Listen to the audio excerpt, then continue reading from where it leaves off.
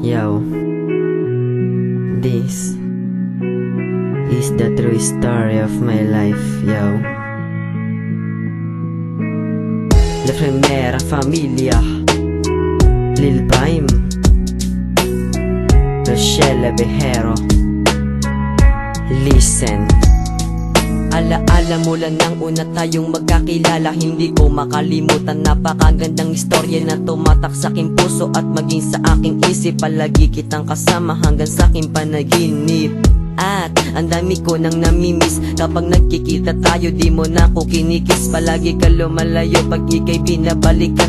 Namimiss ko na yun dating ikay hinahalikan. Dati-rate tuwing linggo ikay nagyayaya, lalabas tayong dalawa tapos ikaw ang taya. At talagang lahat ng yun ay miss ko na. Matanong ko lang sa'yo, ako ay namimiss mo ba? Ito isang istoryang nabuo mula sa ating alaala. Ako tila nang ulila, oh. Mga nakaraan na binabalik-balikan ko sa panaginip na bangungot lang baliktan na. Marami din naman tayong magagandang pinagsaluhan. Merong away at pate, tampuhan tsaka lambingan. Kahit na may kalupitan pa ako sa mga chicks, no more not yet. Di kita pinagpalit sapagkat ako'y nangako sa iyo ng totoo. Kaya naman naisipan ko sa iyong magseryoso. Matamis na pagmamahalan siyang pinapadama mo. Malamig nga kapag gabi pero pinapainit mo. Di naglaon ng lahat ng yun ay biglang nabatid. Init ng pagmamahalan ay bigla ang nanlamig. Napatawag ka sa akin tila malungkot ka. Sabi mo magkita na lang tayo sa tumana. Ito isang istoryang nabuo mula sa ating alaala. Ako tila nang ulila, oh.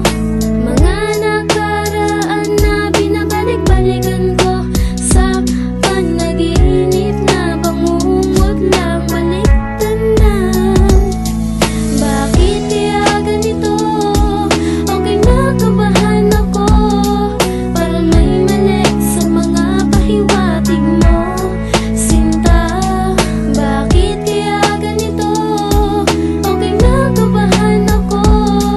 Parang may mali sa mga pahiwatig mo, sinta. Malungkot ka lumalapit at ikaw ay umiiyak. Meron ba tayong problema? Yan ang hindi ko matiyak. At saka ka nagtapat sa akin na buntis ka. Masakit pa ron, hindi lang ako ang ama. Meron daw sumali sa taong mapagsamantala. Habang ikay lasing tulog ay ginagapang ka pa niya.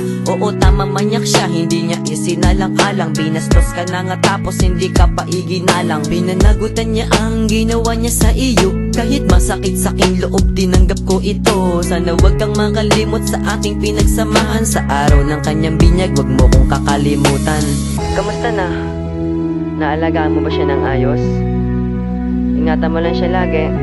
At ito lang yung huling hiling ko para sa kanya. Ito yung hiling ko, pakinggan mo.